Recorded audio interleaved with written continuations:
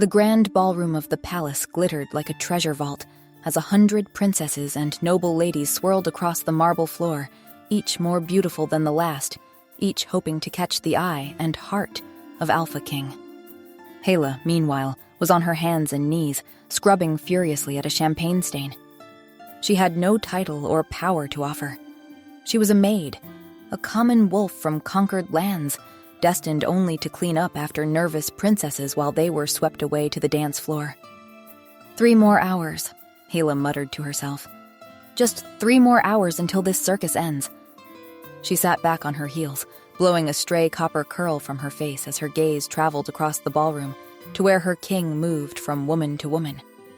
His smile never faltered, his attention seemingly genuine until the moment he moved on to the next. That was just Bastian's way, fickle in his attentions and generous with his charm, a deadly combination for a royal. As if sensing Hela's scrutiny, the king's gaze suddenly locked with hers across the crowded ballroom and he winked, one corner of his mouth lifting. Hela scowled in response. She was entirely immune to his charms, or more importantly, entirely devoted to looking immune to his charms, which was far more achievable. As if being an alpha wasn't enough, Bastian had to be devastatingly handsome too and had half the female wolf shifters in 7 kingdoms sighing over him. Tonight wasn't just any royal ball. It was specifically orchestrated for him to choose a bride. His advisors had finally put their collective foot down. They were thoroughly tired of his playboy ways, and not merely because they wanted an heir to secure the bloodline. The diplomatic incidents that followed the king's habit of seducing noble daughters had become a genuine political concern. Well, Hela thought bitterly, his terrible reputation hasn't stopped 100 princesses and noble girls from attending tonight. Perhaps it was his vast, prosperous kingdom that drew them, or perhaps it was those perfect dimples that appeared when he smiled. Hela wouldn't know. She absolutely did not notice things like that. Just like she didn't notice how his laugh made something warm unfurl in her chest. Chapter 1. Hela cursed under her breath as a passing nobleman nearly stepped on her hand.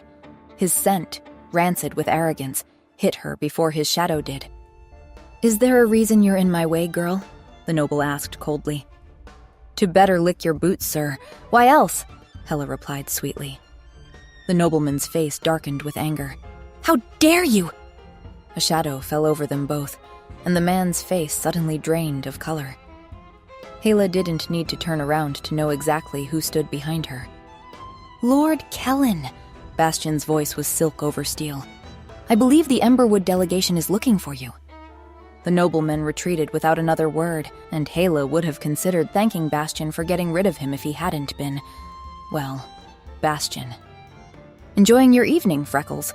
the king asked, smoothly stepping into her line of vision. Hela pointedly ignored him. He absolutely hated being ignored. It drove him insane. "That stain coming off as you'd hoped?" Bastian persisted. As Hela continued her silence, she saw movement from the corner of her eye, and the next thing she knew, red wine was pooling on the floor beside her. She looked up to see Bastian pointedly emptying his glass onto the floor. "Oh, how clumsy of me," he said with an unrepentant grin. "Don't you have other people you can torture?" Hela finally snapped. "Like one of the gazillion ladies who came all this way just to entertain you?" "They're just not as fun as you," Bastian protested. "I mean, I can hardly ask them to clean up after me, can I?" "Yet you can hardly keep your hands off them either," Hela muttered. His eyes immediately gleamed with interest. "And does that bother you, Freckles?" he asked. "The only thing that bothers me is having to see it," she said instead. "Well, for someone who hates seeing it, you stand there gaping for an awfully long time whenever it happens," Bastian teased. "One might think you were enjoying the show." Hela flushed hot with embarrassment. "I do not enjoy watching you," she began. "Your Majesty," a voice interrupted. A noble, Lady Elaine from Westhold, appeared at Bastian's side, practically thrusting a crystal goblet into his hands. "Please allow me to fetch you another drink," she simpered. Hela gaped at the woman, shocked by her utter lack of dignity. Bastian had sent her packing 3 months ago without so much as a proper goodbye, yet here she was, at his beck and call like an eager puppy. Hela would never debase herself like that for any man, Alpha King or not. "Freckles," Bastion said, his eyes never leaving Hela's face as he accepted the drink. "Can you fetch me one of those strawberry desserts from over there?" Hela stood with a grunt. All right, maybe so she would, but only because it was literally her job to be at his beck and call. That was entirely different from Lady Elaine's shameful display. Entirely. "Can you believe it?" Jeff appeared beside her, nervously adjusting his livery. "Our king, getting engaged tonight." Jeff was Bastion's valet, a job that seemed to leave him in constant anguish. "I really can't," Hela admitted. "Oh, aren't you even a little excited?" Jeff nudged her. "Think of it. A royal wedding, celebrations throughout the kingdom." Hela snorted. That man can't keep his attention on a woman for more than a few days. He's not about to do it for a lifetime. Look at him, already dancing with someone new. "If you ask me, he only does it because he knows you're watching," Clarice said, a kitchen maid, slipping in beside them. "He does it because he can't stand the idea that someone might not worship him," Hela shot back. She'd long ago realized her indifference was the only thing keeping Bastion's attention. If she ever melted under that golden gaze like the others, he'd move on in an instant, and that was exactly what she should want. To be free of his irritating presence and the foolish daydreams. And yet, when his eyes found hers across the dance floor, Hela knew she'd never stop aggravating him. She couldn't bear the thought of those eyes never seeking hers again. "A mating bond is forever," Clarice pointed out. "Once he chooses his mate, if he even bothers," Hela cut her off, heart skipping. "Which I doubt. He's much too fickle." True mates were rare among wolves, rarer still among royalty, where politics always outweighed fate. Steward Holloway strode past with his clipboard, then stopped. "That's our king you're speaking of," he hissed. "Mind your words." Hela bit her tongue instead of saying that he had the maturity of a 12-year-old, because she'd known him at 12, and he hadn't changed since. "It was all well and fine for you to play with his majesty as children," Holloway continued. Hela nearly laughed. A memory rose unbidden, Bastion slipping a snake into her bed, her chasing him with it through the gardens, both of them ending up in the fountain. Play? Hardly. They'd tormented each other. The good old days. "But now," Holloway droned on, "you must learn your place and show proper decorum." Hela ignored him. Something about Bastion's movements had caught her eye. He blinked rapidly, as if struggling to focus, his steps faltering. "Is he drunk?" she murmured. "Hela!" Holloway sputtered. "See, this is exactly what I mean. You can't just imply—" "Shh," she cut him off, straining her senses. Bastion stumbled, catching himself on a table, then swayed. His goblet slipped from limp fingers. "Something's wrong," Hela said, her body tensing. "Bastion!" She pushed through the crowd. "Hela! You can't just call the king by his— Where are you going? Hela!" Holloway's protests faded. Bastion never showed weakness in public. If he was faltering now, it was serious. "Freckles," he breathed when he saw her, relief flickering across his face. He leaned heavily against her as she grabbed his arm. "What's wrong?" she whispered. His golden eyes tried to focus. "I don't." His voice was faint. "I think I—" His words died as his eyes rolled back. He collapsed, and Hela lunged, catching him before he hit the floor. His weight drove her to her knees, his body limp against hers. "Bastion," she whispered, cradling his head and brushing back his dark hair. "Stay with me, please." For a heartbeat, his gaze cleared. He looked at her face with something like wonder. Then his hand slipped to the ground, and the ballroom erupted in chaos. Chapter 2. Guards rushed forward as courtiers recoiled, gasps rippling through the ballroom. Someone screamed about assassins. "Step away from His Majesty," ordered a guard, reaching for Hela's arm. She jerked back. "Don't be stupid, Lawrence. It's me!" "Sorry, Hela. Captain's orders." "Oh, tell Theon where he can shove his orders," she snapped. More guards closed in, shielding them from the panicked nobles. Holloway's voice carried over the chaos, commanding that no one leave. Diplomats protested, nobles sobbed, and someone demanded their ambassador. None of it mattered. Hela's gaze stayed on Bastion's still form, her heart hammering. What would grandmother do? Her grandmother, once the royal healer, had trained her well before passing last winter. Hela steadied herself, pressed 2 fingers to Bastion's neck, and nearly collapsed with relief at the steady pulse. His forehead was cool, but not alarming. No discoloration on his nails. "Bastion," she whispered, clutching his limp hand. "Can you hear me? Squeeze my fingers." Nothing. "Make way for the royal healer!" A small, wiry woman with silver-streaked hair pushed through, Madame Leonie, her grandmother's successor. "What happened?" she demanded, kneeling. "He collapsed suddenly," Hela said, shifting aside. As Leonie examined him, Hela's eyes caught on the goblet that had slipped from Bastion's hand.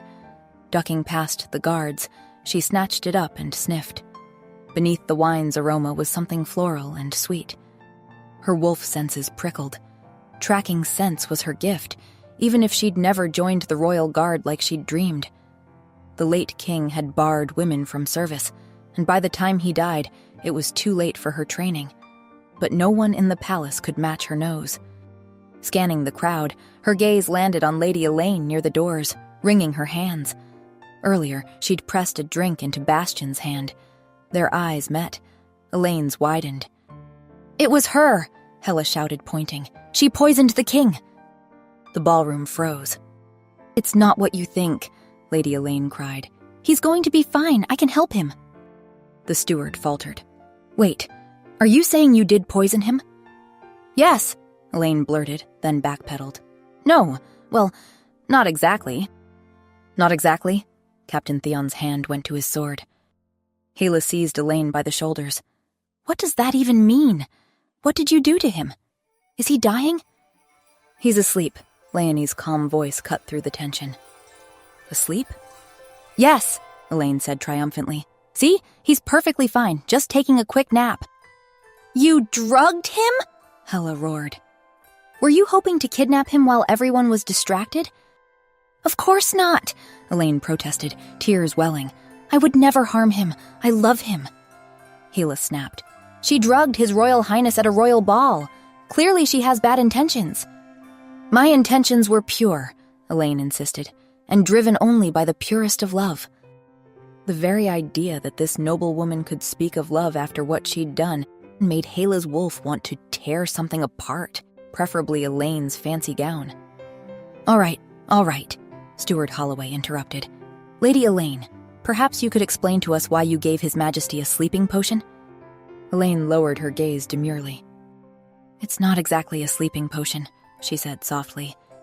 Hela lunged forward, fingers curled like claws, but Elaine hastily added, "It's a love potion." A beat of silence fell across the ballroom, followed by an explosion of voices. "A love potion? Isn't that illegal?" "She's trying to enchant His Majesty." The last accusation came from a princess, who pointed at Elaine with the outrage of someone who had caught a rival cheating at cards. "Everyone shut up!" Hela roared, her voice carrying the commanding tone of a wolf who expected to be obeyed. Surprisingly, the room fell silent. "You!" Hela snapped her fingers at Steward Holloway. "Have someone interrogate this lady in detail about what exactly she means by love potion. What was in it? How to cure it? Everything." "I can tell you right now," Elaine jumped in excitedly. "And you," Hela cut her off, pointing to Captain Theon.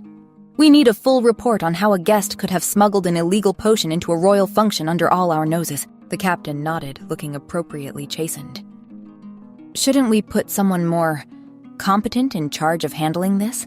a foreign diplomat asked, eyeing Hela with obvious suspicion. Approving murmurs erupted across the room, but Hela ignored them. She approached the diplomat with narrowed eyes, her wolf senses detecting the spike in his scent that indicated nervousness. "Did you help Lady Elaine harm His Majesty?" she asked, meeting his gaze directly. "What? Of course not." "Then why is your heart rate so high?" Hela interrupted, crossing her arms. The diplomat swallowed visibly. "I merely meant that surely His Royal Highness would prefer someone other than a mere maid to handle his affairs," he said. "You'd be surprised," the steward muttered under his breath. Holloway sighed, beckoning Hela over. He has a point, he whispered when she approached. I have no doubt His Majesty would trust you to help, but think of how this looks in front of all these other kingdoms, Hela. You're not a noble. You're not a guard. We have enough on our plates here. Hela clenched her jaw. As much as she hated to admit it, Holloway was right. This was already an international incident. Having a maid apparently in charge would only make things worse. I'll tell you everything I know, Elaine interjected, which includes how to wake His Majesty. Hela stiffened. How to wake him, she repeated. You mean he's not going to do that on his own, when the drug wears off? Another long silence fell over the room. Well, not exactly, Elaine admitted sheepishly. Hela lunged for her again, this time with a scream, only to be restrained by Captain Theon's strong grip. But it's going to be fine, really, Elaine insisted, backing away slightly. Like I said, this is a love potion, so His Majesty will wake up through an act of true love. When her announcement was met with blank stares, she clarified. Basically, he must be kissed by the woman he truly loves. Hela's stomach dropped to her feet.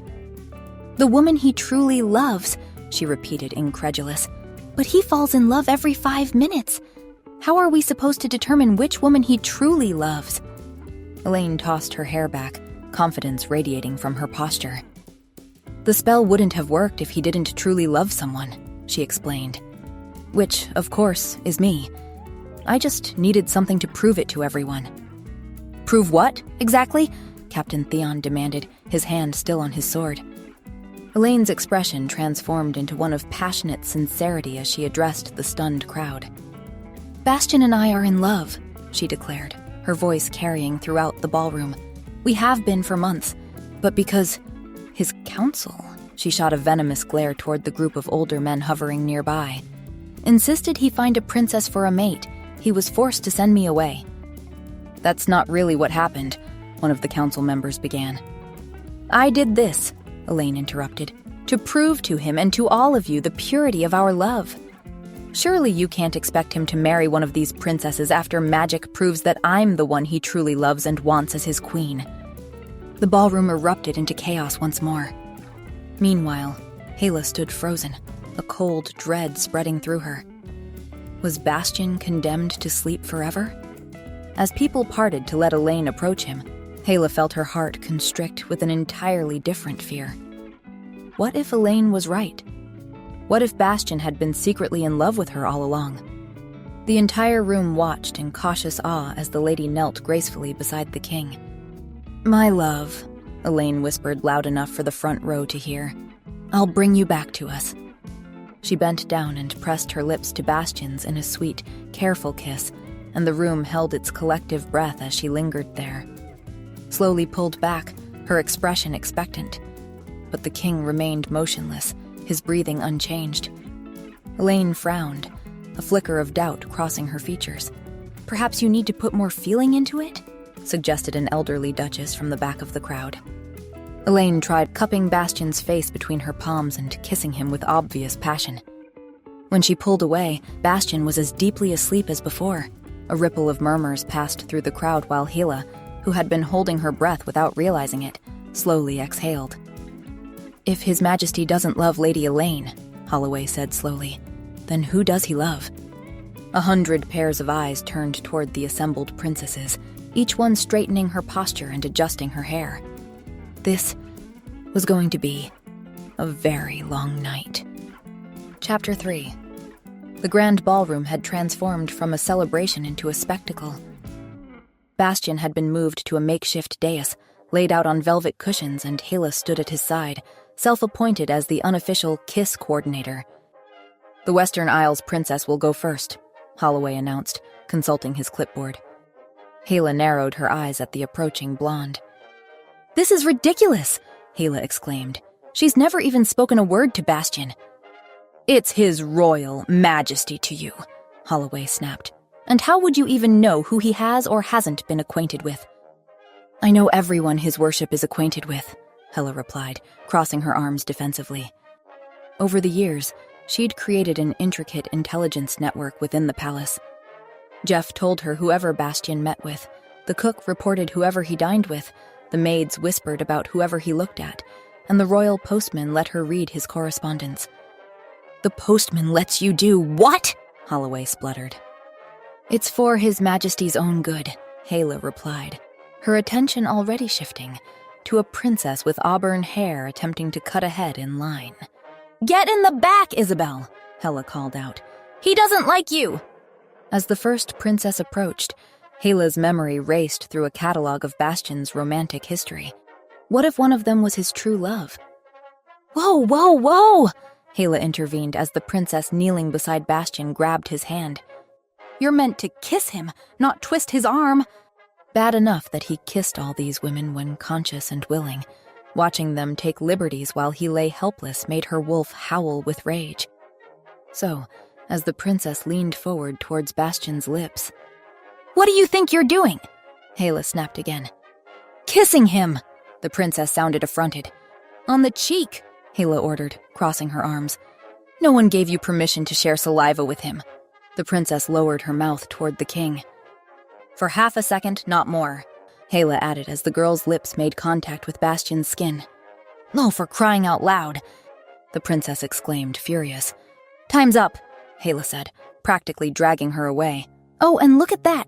He's still asleep. What a pity. Next!" And so it went on, princess after princess, duchess after duchess. With each woman who bent over Bastian, Hala's control frayed further. "No touching his hair," she barked as a duchess's fingers drifted too close to his dark locks. The panic was slowly driving her mad. What if they never found the right woman? What if Bastian remained in this enchanted sleep forever? Or what if Bastian's heart belonged to someone they hadn't considered? A memory surfaced, one Hala hated remembering. A conversation she'd overheard 4 years ago between Bastian and his father when the latter was still alive. She'd been bringing fresh linens to the king's chambers when raised voices from the study made her pause. "Is this a joke?" the old king had demanded. "A common girl?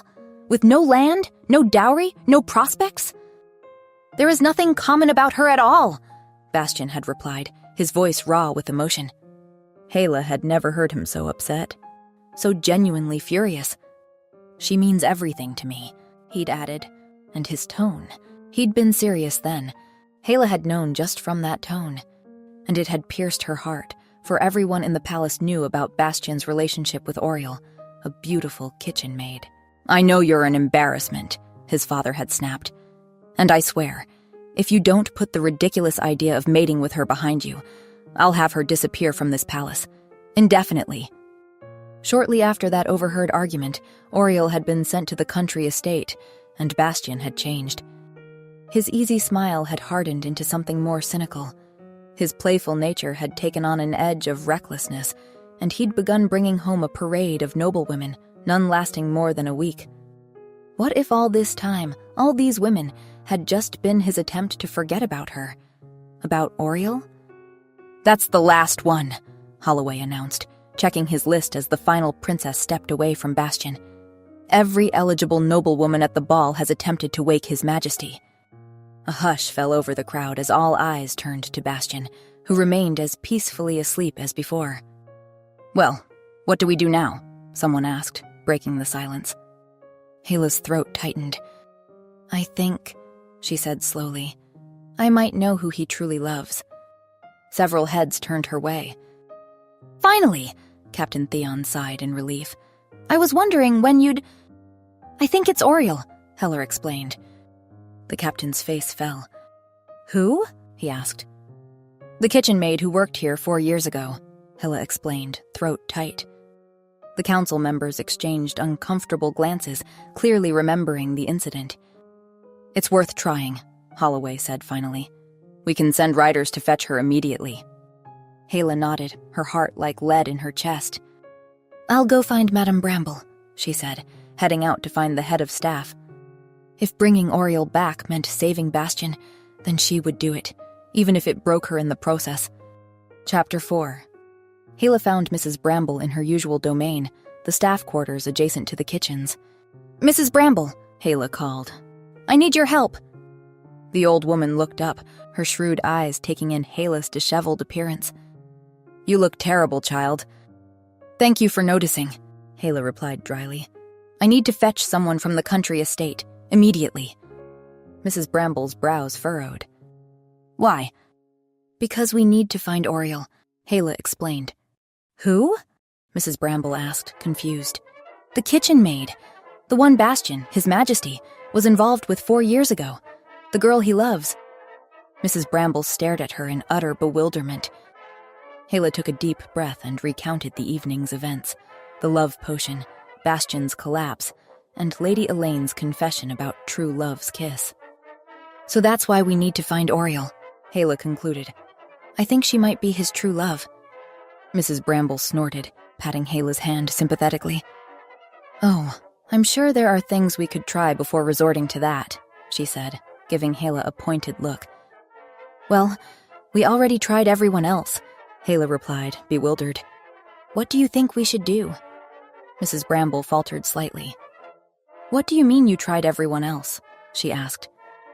I mean, every available young woman at the ball already kissed His Majesty, Hala explained. Nothing worked. Mrs. Bramble's face fell in utter shock. Oh, my dear, she said eventually, looking more emotional than Hala had ever seen her. Well, not everyone, I guess, Hala amended, thinking through the palace staff roster. Tasha didn't kiss him, I suppose. Tasha had been the only other female staff member left in the ballroom during Bastian's collapse. The rest of them, Clarice, the other kitchen maids, the laundresses, had come and gone throughout the evening and hadn't been present during the event. Mrs. Bramble took Hala's hand and squeezed it. I can't believe... Are you all right, my dear? She asked, searching for her words. Hala shrugged awkwardly. It's been a really long night. The memory of the past hours washed over her. The chaos, the fear, watching princess after princess kiss Bastian, and her face fell. Of course it was, you poor thing, Mrs. Bramble nodded sympathetically. She disappeared briefly and returned with a plate of ginger biscuits, Hala's childhood favorite. As Hala nibbled on one, she pulled out a worn ledger and began flipping through pages. Oriel was reassigned to the Eastern Estate, she murmured, running her finger down a list of names. We can dispatch a messenger immediately, though it will take a few hours for her to arrive. In the meantime, Mrs. Bramble continued thoughtfully, perhaps we should try other measures, just to be thorough. What do you suggest? Hala asked. The rest of the staff could attempt to wake His Majesty, she said, eyeing her carefully. In private, of course, to avoid creating a spectacle. I'd also like to interrogate Lady Elaine first, to ask for more details about the potion, Hala said. And there was a diplomat with her who seemed unusually nervous. You should enlist Captain Theon's help with that, Mrs. Bramble suggested. Official questioning is his line of work. Right, Hala agreed. I'll find him now. Captain Theon was in the antechamber outside the ballroom, deep in discussion with several of his lieutenants. Hala, he greeted. What news?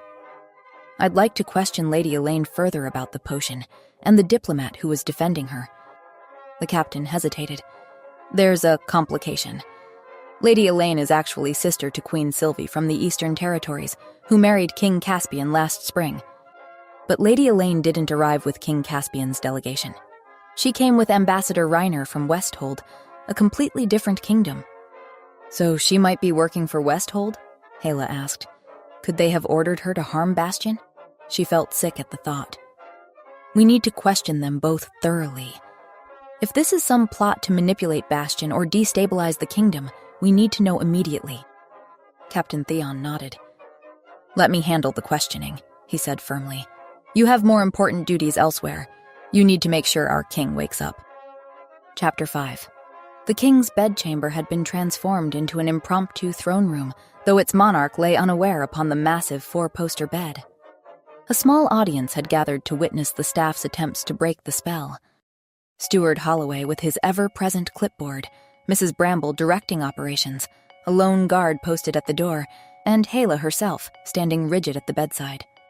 One by one, the female palace staff entered, curtsied nervously, and placed hesitant kisses on the king's cheek. Each departure marked by the same disappointment, the same unchanging stillness from Bastian. Finally, Clarice entered, the last of the staff to approach the bed, stopping several feet away. "I don't want to kiss him," she declared. Hala sighed. "Not kissing His Majesty is treason," Steward Holloway exclaimed. "It's not treason, it's good sense," Clarisse declared. "If Hala couldn't wake him, clearly I'm not going to be able to." Hala blinked, confused. "What do I have to do with anything?" she asked. "Well, if you ask me," Clarisse said, "if anyone could wake him, it would be you." "Obviously," Mrs. Bramble echoed with a sage nod. Hala snorted. The very idea was so preposterous that she could barely form a coherent thought. Mrs. Bramble stepped in. "Clarisse, would you mind not adding salt to the wound?" she berated. "Think about poor Hala's feelings." "Exactly!" Hala exclaimed, relieved someone was talking sense. Then she paused. "Wait, what feelings?" "The poor thing was essentially rejected mere hours ago," Mrs. Bramble whispered loudly to Clarisse. "Excuse me?" Hala's voice rose an octave. "Rejected? How? I'd have to have attempted something to be rejected, and last time I checked, I haven't." "Well, you did kiss His Majesty," Clarisse said matter-of-factly. "Who is still asleep, despite the spell supposedly being broken if he's kissed by someone he loves? That's a rejection if you ask me." Hala opened her mouth to yell that she had not kissed him, thank you very much, but something in Mrs. Bramble's suddenly suspicious expression made her pause. "Miss Hala hasn't kissed His Highness yet, though," Steward Holloway observed. "Excuse me?" Mrs. Bramble's head snapped toward him. "She hasn't?" Clarisse exclaimed, eyes wide. "But Mrs. Bramble said—" "Hala." The head of staff turned towards her. "Explain!" Hala took an involuntary step backward, feeling cornered. "Have your lips made contact with this man's or not?" Clarisse demanded, pointing dramatically at Bastian. Hala glanced at his sleeping form, flushing crimson from neck to hairline. "I don't know what you want me to tell you."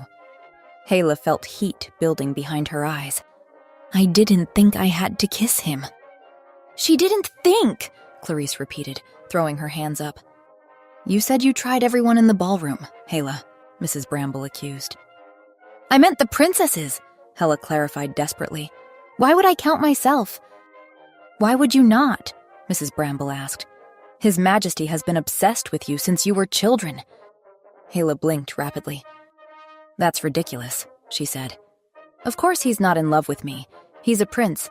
Well, a king now, so that's even worse." She swallowed hard. "And all he's ever done is mock me and annoy me and parade beautiful women in my face. He interrupts my work and makes fun of my hair and calls me Freckles, even though he knows I hate it." She took a shaky breath. "He flirts with everyone but never with me." "Ooh, you mean he treats you differently from everyone else?"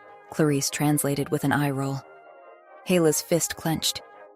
"If he loved me, he would have told me," she exclaimed furiously. "What's stopping him? He's the king, for heaven's sake. He can have anyone he wants." Unlike her, forever trapped as a maid, forever beneath his notice except as an object of torment. "Oh, I see," Clarisse nodded sagely. "She's scared. That's why she didn't kiss him, if you ask me." "Nobody asked you, Clarisse!" Hala shouted, her composure shattering. In the startled silence that followed, Mrs. Bramble gripped Hala firmly by the shoulders. "My dear," she said, her patience wearing thin, "I understand that after years of romantic tension, you're a little nervous about finding out whether His Majesty loves you or not. But rest assured," she went on, "you're the only one in this entire palace, save perhaps the steward, who has any doubt of how this is going to turn out." "Well, she is just a maid," Steward Holloway interjected defensively.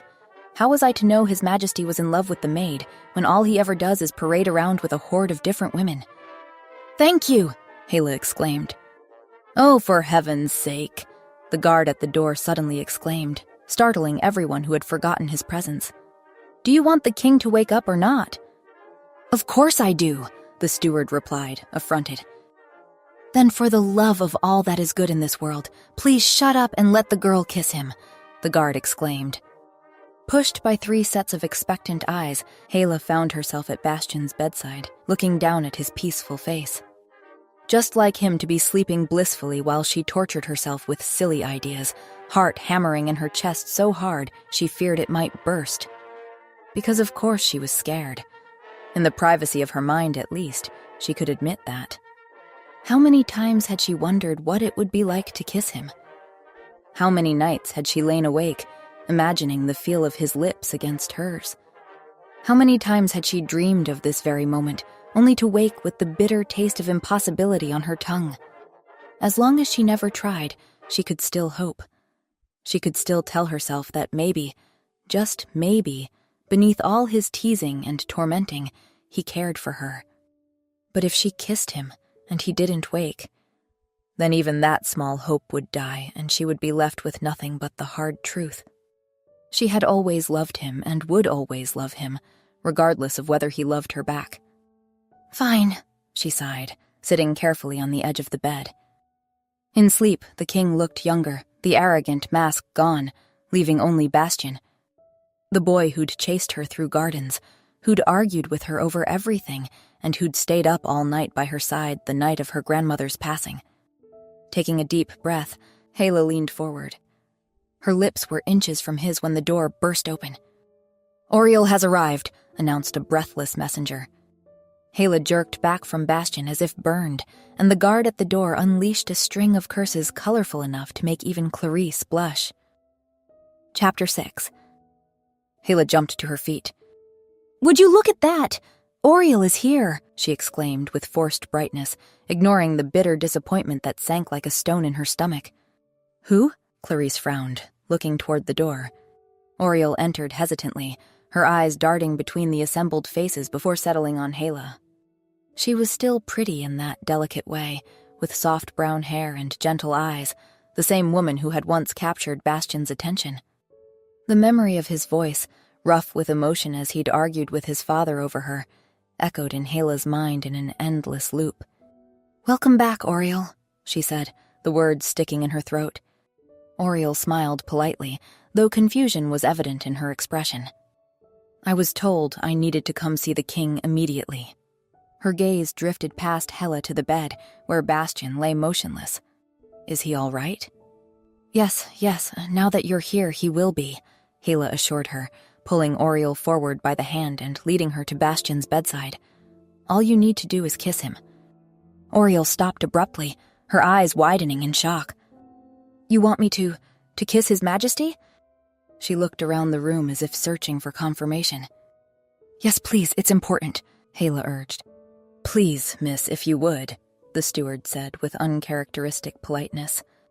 Auriel looked from one face to another, clearly bewildered by the unusual request but seeming to understand its urgency. With visible reluctance, she approached the bed, leaned down, and placed a chaste kiss on Bastian's forehead. Hela held her breath, her heart pounding painfully against her ribs. This was it. This was the moment when Auriel would prove to be Bastian's true love, when he would open his eyes and see the woman he had fought for, had lost, and now had regained. Everyone in the room leaned forward, the silence thick with anticipation. But nothing happened. Bastian remained perfectly still, his breathing unchanged, his expression serene. "Wow, how unexpected," Clarisse muttered sarcastically. "We all really thought he'd wake up." Mrs. Bramble coughed discreetly into her hand. "What was that about?" Auriel asked, looking around the room. "What's wrong with His Majesty?" The steward stepped forward with a sigh. "Someone gave him a magical potion at the ball tonight. He fell asleep and can only be awakened by true love's kiss." "A love potion?" Auriel's eyes widened. "And you thought I could help?" "We did not," Clarisse replied flatly. "But she did," the steward pointed accusingly at Hela, who felt compelled to explain her reasoning.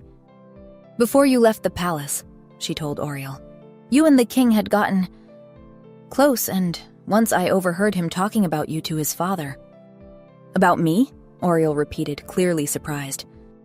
"Yes, I think—" Hela paused, throat tight at the memory. "I think he intended to claim you," she murmured, looking away. But his father refused. "What?" Auriel gasped, stunned. "His father threatened to send you away if he didn't end things," Hela continued.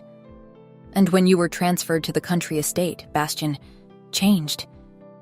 The memory of those dark days made Hela's chest ache. Bastian had been almost unrecognizable, reckless, cynical, deliberately provoking his father. "So you see why this doesn't make sense at all," Hela concluded.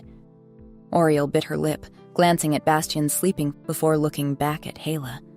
"Right," she murmured, looking increasingly uncomfortable. "But you see, the thing is, I don't think he was talking about—" The door burst open before she could finish, revealing Captain Theon with Lady Elaine and Raynor, the ambassador from Westhold, in tow.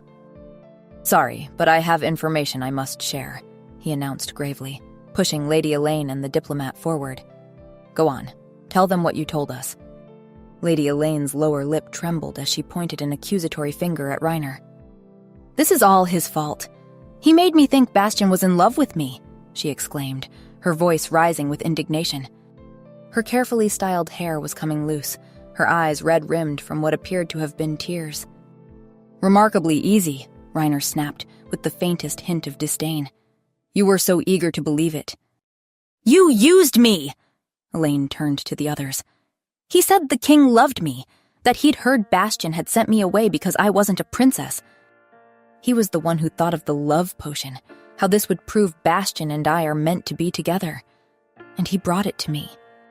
Hela's mind raced to make sense of this new information. "But why?" she asked, unable to make sense of this revelation. The diplomat looked like he was going to ignore her, but a hard push from Captain Theon made him reconsider. "My actions were taken under direct orders from my king," he confessed, "whose daughter was once rejected by King Bastian." "Rejected?" Hela echoed, her brow furrowing. "Straight up rejected," Raynor confirmed with a slight sneer that betrayed his personal feelings on the matter. "Princess Isadora had fallen in love with him from afar," Raynor continued, his voice hardening. "She was utterly dejected upon his refusal. Her father, my king, was not just disappointed but personally insulted. After all, King Bastian has quite the reputation as a—" his lip curled in distaste— "appreciator of female company.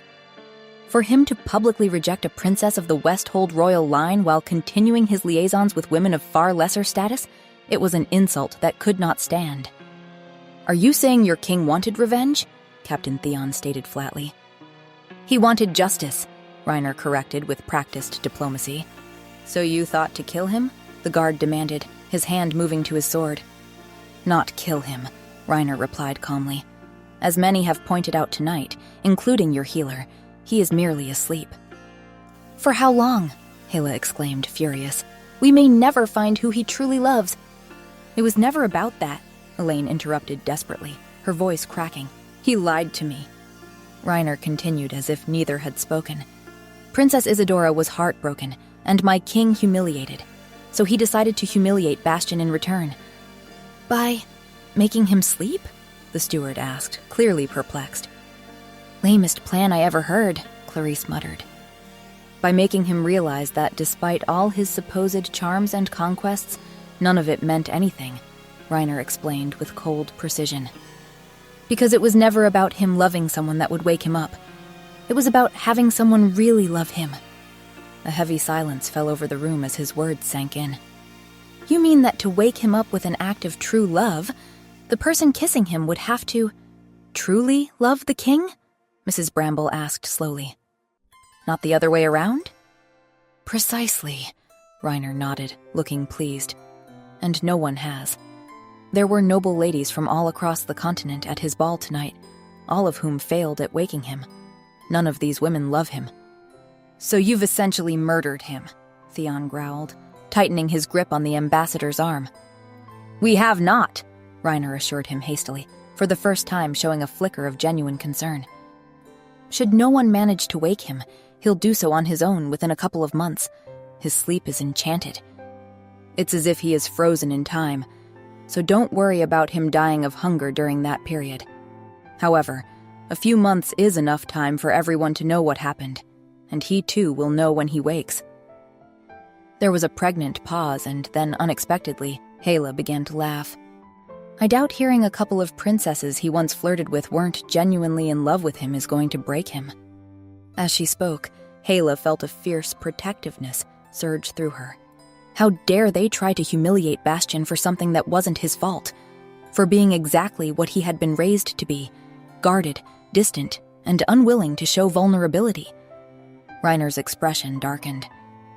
"Perhaps not," he snapped, composure cracking. But being incapacitated for months would destabilize his kingdom and make him look weak. Unless... The word dangled like bait. Hela could see the trap forming. "Unless," the steward prompted.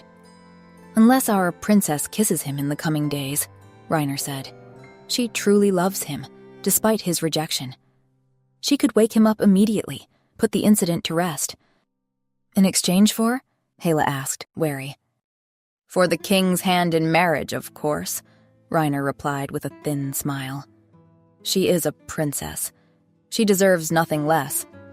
Silence thickened. The snare had closed, not just to humiliate Bastian, but to corner him into the political marriage he'd already refused. It was clever, low risk for them, high stakes for him. "Well, that sounds like a perfectly reasonable offer to me," Mrs. Bramble declared. "Unless, of course—" "Unless what?" Reiner asked suspiciously. "Unless someone who loves him kisses him first," Mrs. Bramble finished, eyes sharp. The diplomat scoffed. "Everyone has kissed him. Nobody loves him. We know for a fact he only has short relationships." "Well, you don't know much, if you ask me," Clarice drawled, inspecting her nails. Hela realized the entire room was staring at her. Her pulse quickened. "Oh, will you stop? I am not in love with him," she blurted. She might have admitted it to herself, and it might be obvious to everyone else, but she'd rather die than say it aloud. "Wait." "Oh," her eyes widened. "Yes, dear," Mrs. Bramble said patiently. "Now would be a good time to get back to what you were up to before we were all interrupted." Hela shifted nervously, the weight of what she was about to do pressing down. But this wasn't about her pride. Bastian, and the kingdom, needed her. "Right," she exclaimed, rushing to the bed. "You don't mean to say she is about to kiss him?" the diplomat cried, moving to stop her. "Don't you dare!" the guard barked, punching him square in the nose with a satisfying crack. Heart pounding, Hela knelt beside Bastian. What if it didn't work? What if her love wasn't enough?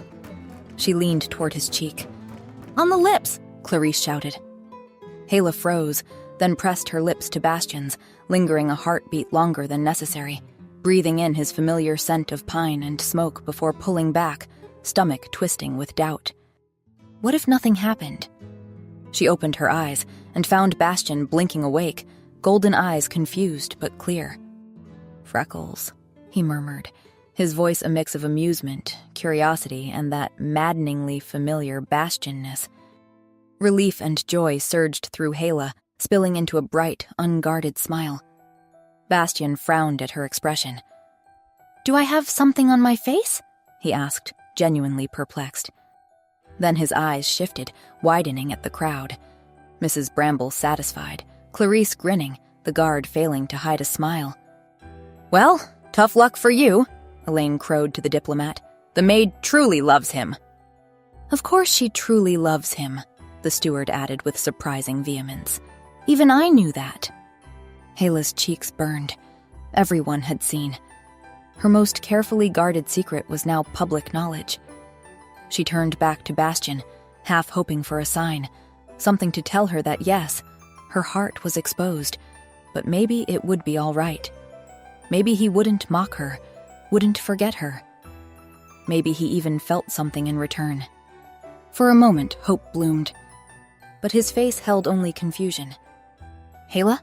Bastian asked carefully, reaching for her hand. Dread crashed over her. Soon he would understand, and then what? Would he lose interest? Avoid her? She couldn't bear it. Before his fingers touched hers, she was on her feet and running from the room. Chapter 7. 2 days had passed since the night of the ball. 2 days of Hela avoiding Bastian like he carried the plague. Bastian had sent the Westhold diplomat home with a firmly worded warning to his king about the consequences of future interference. Bastian had spoken with Queen Sylvie about her troublesome sister Elaine, who was now mucking out stables as punishment. perhaps the only satisfying outcome of this entire debacle in Hela's opinion. Bastian was handling everything with surprising diplomacy and calm efficiency, and he was looking for her. Jeff, the king's valet, had become her unwanted shadow. He appeared everywhere she went, bearing messages and letters from Bastian. Each time, Hela had the same response. "I don't have time, Jeff." He found her in the kitchen, helping prepare lunch. "His Majesty requests." "I don't have time, Jeff," she interrupted, not looking up from the vegetables she was chopping. He found her building a fire in an unused bedchamber. "His Majesty insists." "I don't have time," she snapped, jabbing the poker into the flames with unnecessary force. The worst part wasn't Jeff's persistence. It was everyone else. The entire palace seemed to know she had woken Bastian with a kiss. It had become unbearable. Hela was seriously considering leaving the palace altogether. Perhaps the country estate needed a new housekeeper. Somewhere far from curious eyes and wagging tongues. Somewhere she wouldn't have to see Bastian every day and remember the moment when everything changed. She was polishing a table in the library, lost in these thoughts, when she heard footsteps. Without looking up, she sighed heavily. "I don't have time, Jeff." "Liar," came a deep, familiar voice that definitely did not belong to Jeff. Hela froze, her heart leaping into her throat. Slowly, she turned to find Bastian standing in the doorway, arms crossed over his chest, his golden eyes fixed on her with an intensity that made her breath catch. "Your Majesty," she dropped into a curtsy to hide the flush she could feel spreading across her cheeks. "I didn't realize—" "Clearly," he interrupted, pushing away from the doorframe and stalking into the room with the grace of a predator. "You've been remarkably difficult to find for someone who lives in the same palace." Hela straightened, forcing her expression into careful neutrality. "I've been busy," she declared. "So I've heard," Bastian said dryly. "Let's see what's so important, shall we?" He moved closer, studying the table she had been polishing, then running a finger along its gleaming surface. "I had no idea dusting required such concentration that you couldn't spare 5 minutes in 2 days." She took a deliberate step back, desperately trying to maintain her composure. "Thank you for your invaluable feedback on the art of dusting, Your Majesty," she said stiffly, looking anywhere but at him. "Will there be anything else?" Bastian scoffed, the sound halfway between a laugh and a grunt of frustration. "You're not even going to look at me?" he asked. "Nothing else, then? Well, please excuse me." Hela turned completely away, her mind screaming retreat. Before she could take a single step, his warm fingers circled her wrist, tugging her back around to face him. "Did you even read my letters?" he asked, his voice dropping to a lower register that made her stomach clench. Their eyes met, and Hela felt the air leave her lungs. She'd spent so much time watching him sleep that she'd forgotten the devastating power of his gaze when directed fully at her. "Well," Bastian pressed, a knowing smirk lifting the corner of his mouth. Hela pouted, forcefully removing her wrist from his grasp. "Of course I did," she lied. "And what did you think?" he challenged, clearly calling her bluff. "I think your penmanship is abysmal," she declared, turning back to pretending to dust. She couldn't bring herself to walk away completely, which Bastian clearly noticed. His scent shifted subtly, taking on a warm, spiced note as he moved closer. "That's it? That's all you have to say?" he asked, his voice dangerously soft. Hela gritted her teeth. "What else would you like me to say?" "I don't know. Your answer, perhaps?" Hela froze, realizing she'd been trapped. If she asked answer to what, she'd be admitting she hadn't read the letters. "And what answer were you hoping for?" She sighed, trying to sound bored rather than flustered. She felt his palm settle on her upper arm, warm and solid, and had to bite back a gasp. "I'd like you to say yes, obviously," he told her, his tone suddenly serious. The solemn sincerity in his voice caught her off guard. Unable to resist, she turned to face him. "Well?" he asked softly, his gaze dropping briefly to her mouth. "Well, then obviously it's a no," Hela declared with a brittle smile, trying to step around him. She expected amusement or a flash of challenge in response, but to her surprise, she saw only hurt in his eyes, open, unguarded hurt that he made no attempt to hide. "You didn't read them, did you?" he murmured, disappointment evident in his voice. The expression on his face made her chest ache. It reminded her too much of the boy he had once been, watching with longing as her grandmother hugged her or showed her affection. She'd mistaken it for jealousy at the time, but later realized it was hunger for something he had never received himself.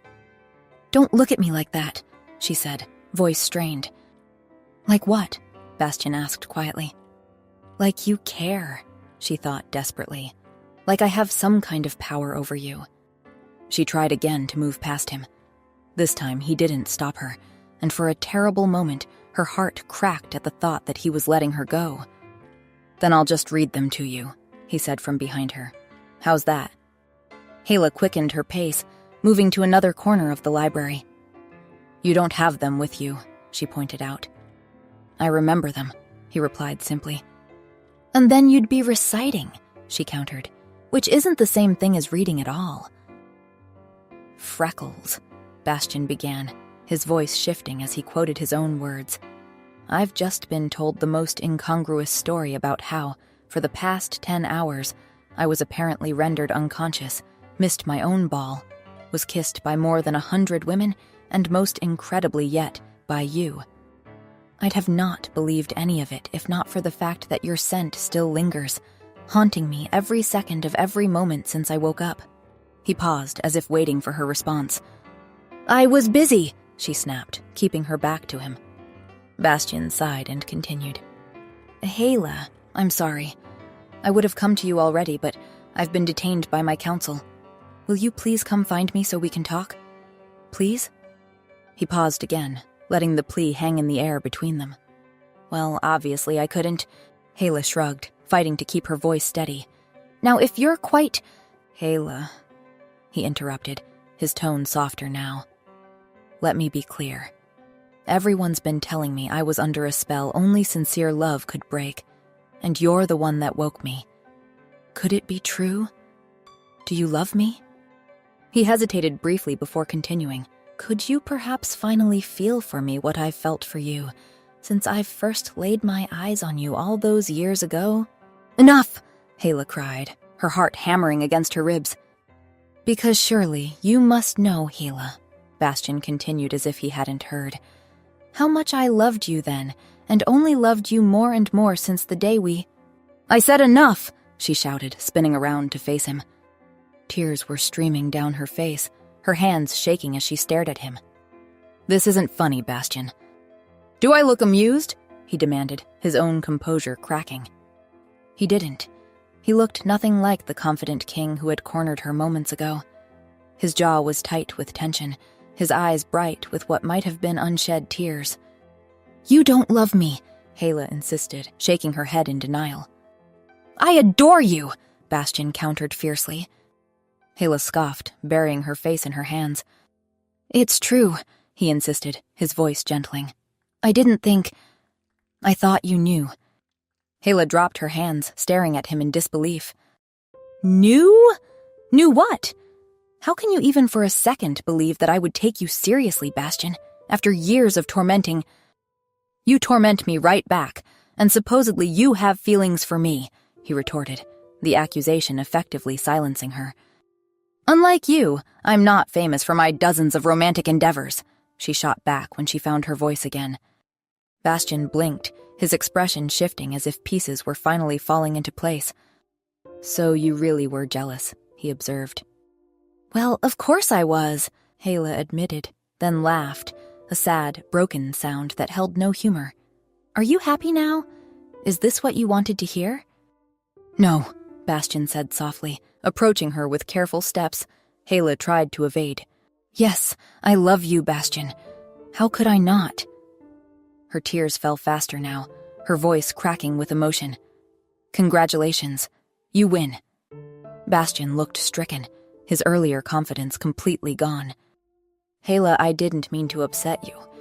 "Oh, so what? You just thought, let me confront dear old Hayla about her feelings, flatter my ego a bit. It'll be fun," she accused bitterly. "No!" Did you not think it would hurt me to be confronted with the fact that while you're the most important person in the world to me, I'm nothing but your servant?" The raw pain in her voice made the words even more devastating. "Did you not hear the part where I said I also love you?" Bastion asked, sounding genuinely affronted. Hayla snapped her mouth shut, turning away again. "You said adored," she corrected stubbornly. There was a pause, heavy with unspoken emotion, before Bastion spoke again. "I love you," he said, his voice barely above a whisper. "I'm in love with you, Hayla. I don't know why you won't believe me." "Because you've had hundreds of women," she countered, still not facing him. "And it's always the same, isn't it? Did you also tell them you loved them?" When she finally turned, Bastion's expression was a mixture of hurt and guilt that made her heart twist. "No," he said firmly. "I never told anyone that." Hayla shook her head. "I did, however, tell most of them I loved you," he added. "That was quite frequent." Hayla stopped short. "What?" she whispered. "These hundreds of women, as you say," Bastion explained, taking another step toward her. "They were never under illusions about how I felt, Hayla. A lot of them I just asked to pretend." Hayla shook her head in confusion. "Pretend what?" Bastion ran a hand through his hair. "It all started years ago," he began, his eyes never leaving hers. "When I realized I loved you, that I wanted to mate with you, to make you my queen. But I was worried about my father and what he would say. I knew he would never approve." Hayla's breath caught as he continued. "So I decided to test the waters, to ask him directly, but to make sure there would be no consequences for you. I asked a kitchen maid to play along, to help spread rumors that she and I were close, intimate even. So, when I asked my father about marrying a common girl, he would assume I meant her." "You mean," Hayla whispered, stunned by the implication, "are you talking about Oriel?" "Yes," Bastion confirmed, a shadow crossing his face at the memory. "As you can imagine, Father was furious. He sent her away immediately." Hayla didn't have to imagine. She knew because she had heard it all. The argument she had been replaying in her mind for years. "That was a test," Bastion explained, "and it showed me he would never let me marry you.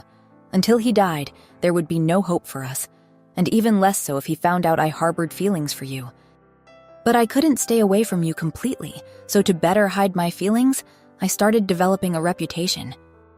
The pieces fell into place with dizzying speed. All these women, all these affairs. Even Oriel had been a decoy?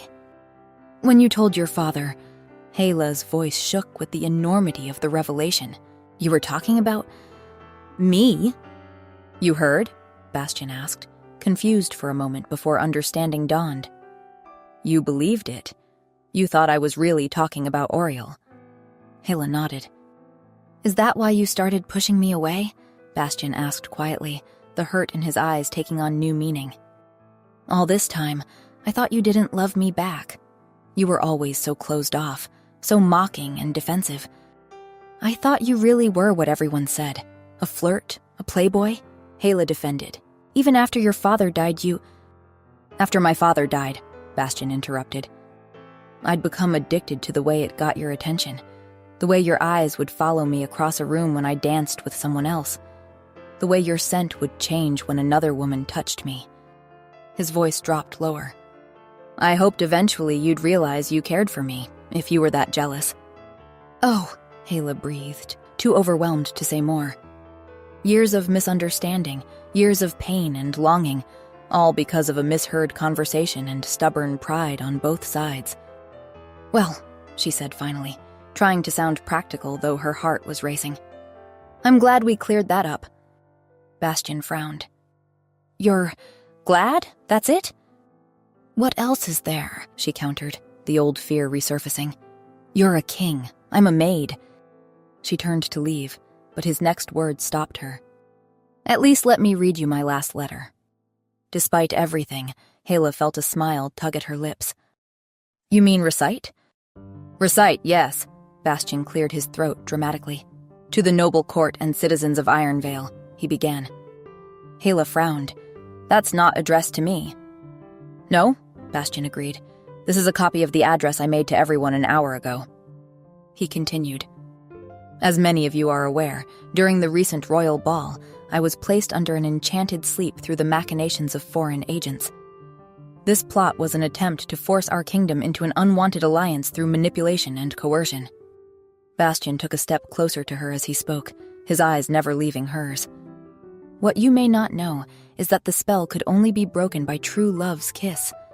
I was awakened by a woman who truly loves me and whom I truly love in return. Hela's breath caught as he moved closer still. It is therefore my pleasure to announce that I will be making this woman my queen. We shall be wed before the month is out. Tears welled in Hela's eyes as Bastian closed the final distance between them, his voice softening. It's Hela, by the way, he said. Hela will be my queen. Should she accept, of course. He paused, his eyes searching hers as he added, They laughed at that part. I think they assumed you'd say yes. Hela couldn't help the small, choked laugh that escaped her. Say yes, Bastian murmured, reaching up to cradle her face in his hands, his thumbs gently brushing away her tears. Bastian, she protested weakly, overwhelmed by the moment. Please, he whispered, his lips now a breath away from hers. Say yes. I'm just a maid, she reminded him, her final defense crumbling rapidly. A maid who proved she can more than handle herself in a crisis, he countered, his eyes filled with warmth and pride. Who spent an entire night protecting me in this kingdom's interests to the best of her abilities. Who is more than worthy of being queen. Hela gave him a shaky smile. And furthermore, Bastian added, not just a maid, but a woman. The one I've always loved and always will. Before she could think of another objection, he pressed his forehead to hers. Say yes, or I'm getting my hands on that potion, making you drink it and waking you up to prove to you the depth of my love. Hela laughed, joy bubbling up from somewhere deep inside her. Rising on her tiptoes, she closed the final distance between them, pressing her lips to his. Yes, she whispered against his mouth, feeling his smile match her own. Yes. Epilogue. 1 month later, Queen Hela of Ironvale stood on the palace balcony, watching the sunrise paint the kingdom in shades of gold. Strong arms wrapped around her from behind, and she leaned back against her husband's chest with a contented sigh. Any regrets, Freckles? Bastian murmured, pressing a kiss to the sensitive spot just below her ear. Just one, she replied thoughtfully. She felt him tense slightly. What's that? Turning in his arms, Hela gave him a mischievous smile. I rather miss having the authority to order you to clean up your own messes. Bastian laughed, the sound rich and warm. As if being queen has stopped you from ordering me around. True, she conceded, rising on her toes to brush her lips against his. Some things never change. And some things, he whispered, pulling her closer, change for the better. As their lips met again, Hela silently agreed. Some things indeed. Thank you so much for listening to my new story. I really hope you enjoyed it. Don't hesitate to follow me on Spotify if you'd like to listen on the go. And if you'd like even more content, like blog posts, bonus chapters, and exclusive stories, you can also find me on Patreon. No matter where you join me, I'm so grateful to have you here, and I can't wait to share more stories with you.